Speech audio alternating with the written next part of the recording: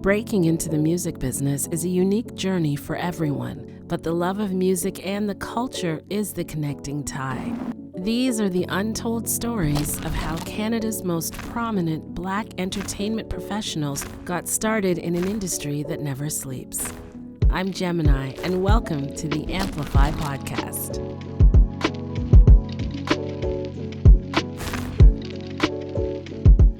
When you don't see yourself reflected in your surroundings or the people around you, it can be hard to find your way, and even harder to know what true and lasting success looks like. The stakes are even higher as a person of color trying to navigate in spaces where your culture and input is not always respected or embraced. So with this in mind, how do you then show up authentically as yourself and still be successful? Dressing to impress with button-ups and blazers was one way DJ Four Corners fought discrimination and being punked off at mainstream nightclubs in the early days of his career.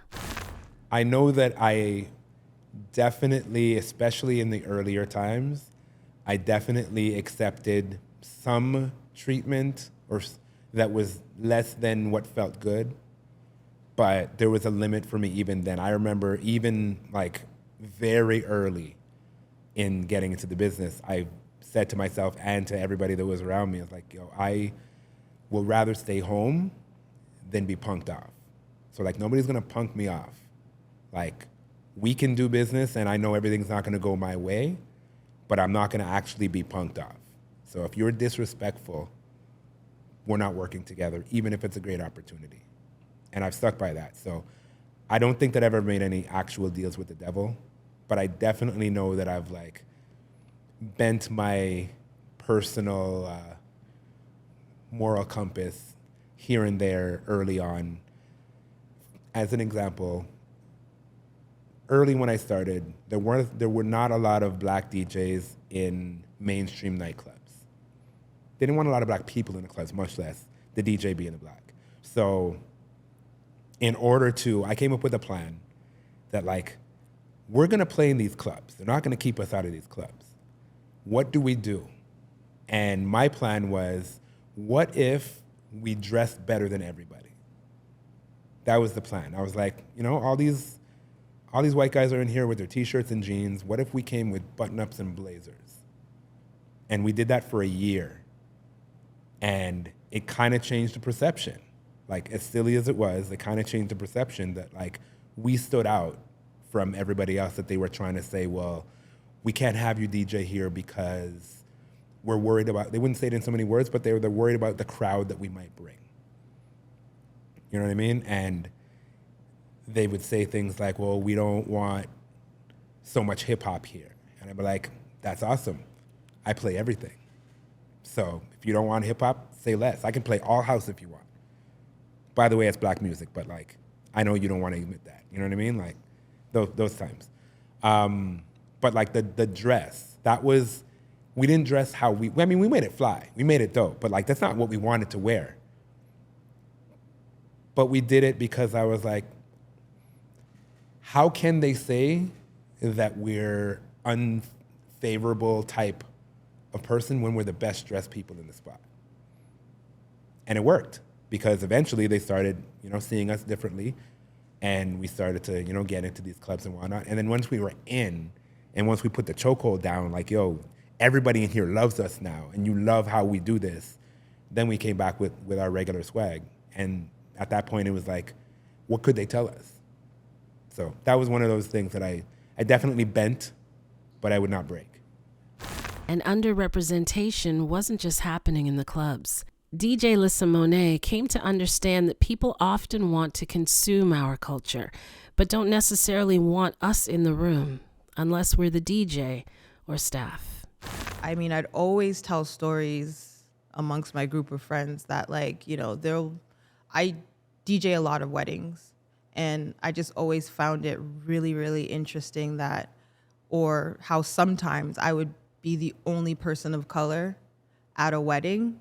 And it always used to baffle me because it's like, I'm the only person here of color, but I'm the DJ, and, or even at certain corporate events, I'd always, it's either me or the serving staff, or, you know, and it takes a toll on you, because it's just like, why aren't there people who look like me? Why aren't they invited to these events? Why aren't they being considered for these events? But with the whole world watching, will we see lasting change, or will it be fleeting? Advanced publicist Jamelia Campbell wants to see it move beyond just checking a box. We are just raised as Black people, like, we just don't talk about certain things. And so this reckoning that we had during this pandemic, you know, around, you know, right after George Floyd, and it kind of just seemed like white people woke up for the first time in history. And it was very shocking. I've had a lot of frank conversations, more than I ever would have ever imagined over the past 2 years. And I think it's opened up a lot of opportunity. I think it definitely started out of a place coming from guilt from a lot of organizations, opening up roles and opportunities for people of color and Black people. But I think for so long, especially Black people, like, I don't want to speak for all of us, but I mean, because we're not a monolith, but I think we really want to get places based on our merit and not because of what I look like in checking a box. And so while it was wonderful that there was a bunch of opportunities and positions open to Black people, it's like, I don't want to get here just because of the color of my skin. And I also don't want you to put me in a position that's, you know, some sort of junior position that is easily disposable, and you can just get rid of me after a year or two whenever it looks nice, that you can, you know, put back in your reports or in your, you know, whatever your quota checks look like.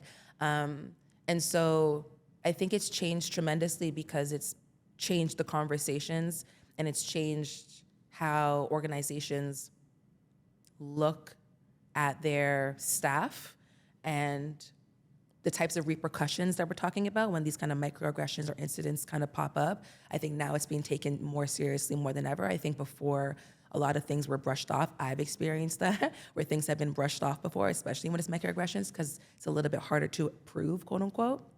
And now, when you bring things to the table, they're taken seriously very quickly, and no one's kind of dismissing you anymore. And so that's a breath of fresh air. It feels a little bit more safe in that, where you can speak up and be able to speak on where you feel like you've been wronged, or where you feel like there's some sort of discrepancy happening in the workplace.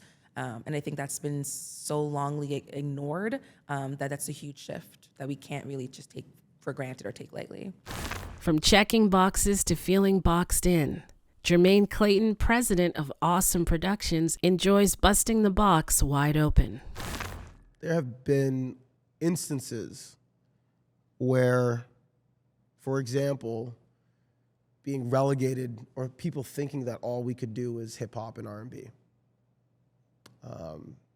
I completely am a fan of like what Chris Smith does, in the sense of, oh, you don't think I can do pop music? Oh, you don't think I can do country? 1 minute, proof of concept. And I think that's really the broad moment of racial unrest or racial situations in our industry, is that there's always that limit. Oh, you should meet this artist. Why? Because he makes hip hop? Cool, that's fine, and I get it. But you can also introduce me to a country artist. I can definitely take on a classical music artist. And trust me, we have some really interesting new artists that are coming through that people are going to be shocked that we work with. And that's what I want. That shock, part of that actually comes from the fact that people put you in a box. We put ourselves in a box too at times. Oh, you did that? Oh, you work with that? Yeah, that's that box. That's that shock aspect and factor. And if every time you can do that, you're actually showing people their true colors. Where do you limit me? Where do you limit us? And maybe that changes over time. I don't know. But that would probably be an example of it in our industry. Likewise, Honey Jam founder Ebonnie Rowe crossed racial lines through her nonprofit enterprise. As the company grew and evolved, it became an example of what can happen when people from different backgrounds come together for a common goal. Beginning, we were 99.9% Black. It was hip hop focused. again, there was no grand plan.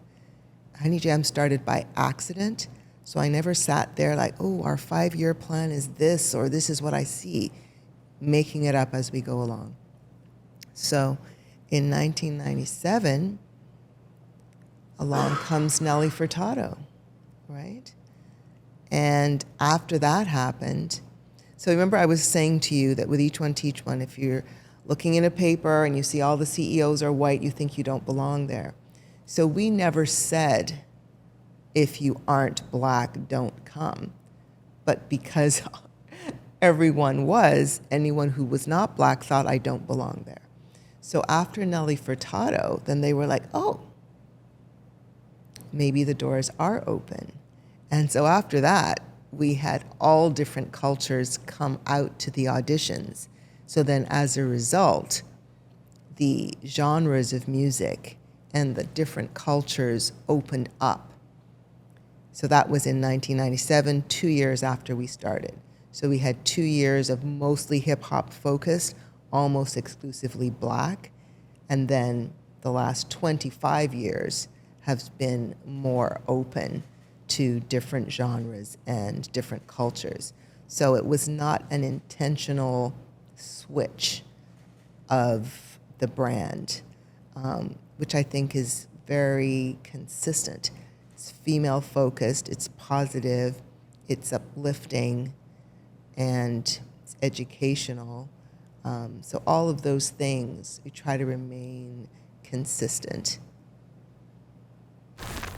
And while it's true that longevity is one of the many signs of success, like Honey Jam, which has remained a Canadian staple for over 20 years, what does success look like for DJ Lissa Monet? I remember after years of having to prove to my mother and my father and my family that this was a lucrative business, I think they realized once I was able to support myself and pay my own mortgage. I think that's when they were like, oh, she really making money doing this thing? And I think that's when, for them, I think that's when they realized that and then for me, I was like, oh, I'm supporting myself. I'm able to pay a mortgage. I'm able to pay a car note. I'm able to pay insurance. I'm able to, travel. I'm able to do all of these things. So yeah, I can't remember exactly when, but I remember one year I made 6 figures as a DJ, and I was like, wow, this, you can do this. Anybody can, well, not anybody, but you know what I mean. When Randy Phipps, principal of RP Communications, made it big, he treated himself to some luxury, but it was luxury with purpose. 2 snaps.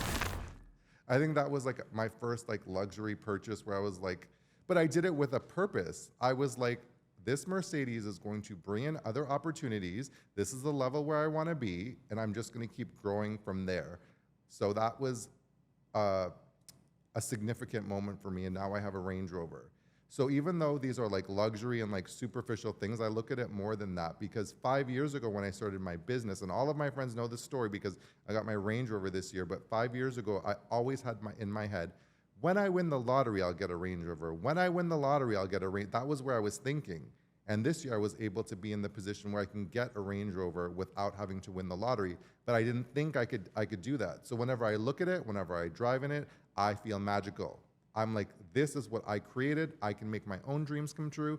And it's just gonna elevate me even more. As ridiculous as it may sound, I live downtown. Do I need a luxury car? Probably not. We have Ubers. We have different things. I walk to half the things I go to, but I deserve to have that. I've worked really hard for it, and I know it's gonna bring other things into my spectrum. And there's nothing quite like setting goals, making things happen, and feeling the freedom of success, like DJ Four Corners. Who says you have to win the lottery? But also I thought at that time that having things, that the perception of, where you are and what you have was important to future success. I know now that it's not. Freedom. To be able to live my life the way that I want and do the things that I want and be fulfilled in my work and contributions to music and to the music industry and to inspire others to find their version of success and freedom. That's success to me. I mean, currently I live my life by my own rules, and like I said, I don't feel like I've made it. There are higher heights that I have planned for myself, but currently there's not much that I can complain about. I wake up, I decide what I'm gonna do, and I work with who I wanna work with. Bills are paid, and then some. And, you know, I travel the world, my family is good. I don't have any complaints. For Jermayne, success is seeing his clients thrive, because if they're thriving, he's thriving. I think for me, making bank, or that definition, isn't about me. It's actually about, again, you're going to hear a lot of that with anything that I talk about when it comes to the clients. It's about the clients. If they can pay their bills, if they can buy a house, cars, whatever, that's my definition of me making bank. Because let's also not forget, you're only making 10 to 20% of their gross income. So if I'm living okay, damn, they're living great. So for me, that's that light bulb, or that good feeling. It's a client being able to propose to their fiance. It's a client buying a house, having a child, being able to support their life outside of music. That to me is everything. That to me is success. Success for media personality Jesse Jones is remaining open to receiving and letting the universe know you're here and ready to accept whatever good things it has in store for you. In downtown Brampton, and the reason I got wind of the Bachelor in Paradise Canada opportunities, because part of the team that is bringing it into Canada had rented my space to work on something. And I met them, and then it started a conversation. I just remain open every day to like what's coming in. I try to like make sure my energy is good, and I'm not pushing my stuff onto others. I just try to be open, because you just never know what conversation is gonna happen, who you're gonna talk to, how what you're doing impacts the next thing. So for me, it's like I don't really look at money doesn't drive my decisions. How much I'm into it drives it, and then those other things come, And when success comes, you better celebrate it. Randy can attest to that. I feel like we're all the same. We all want to do something where we're in our purpose. So I don't believe that I'm specific from anyone, because I feel like we all have that desire to like feel fulfilled, give back, and live in our purpose. I'm really invested in everyone that I work with. I never get jaded by anyone's success, no matter what happens. I work with the morning shows all the time, but someone books breakfast television, I'm literally jumping for joy, and it gives me so much fulfillment, even though I book it monthly. It's just one of those things where I feel like I'm passionate to see someone else elevate, and it never gets old, no matter what it is. Any form of a success, whether it's booking a TV show, a magazine cover, a speaking engagement, an award, I don't take any of it for granted, because none of it's promised. Nobody owes you anything. So the fact that you accomplish something is something that I take pride in. Success never gets old, but staying relevant and coming out on top is hard to do. So how do you keep growing and evolving so that you don't get left behind? Tune in to next week's episode of Amplify to find out.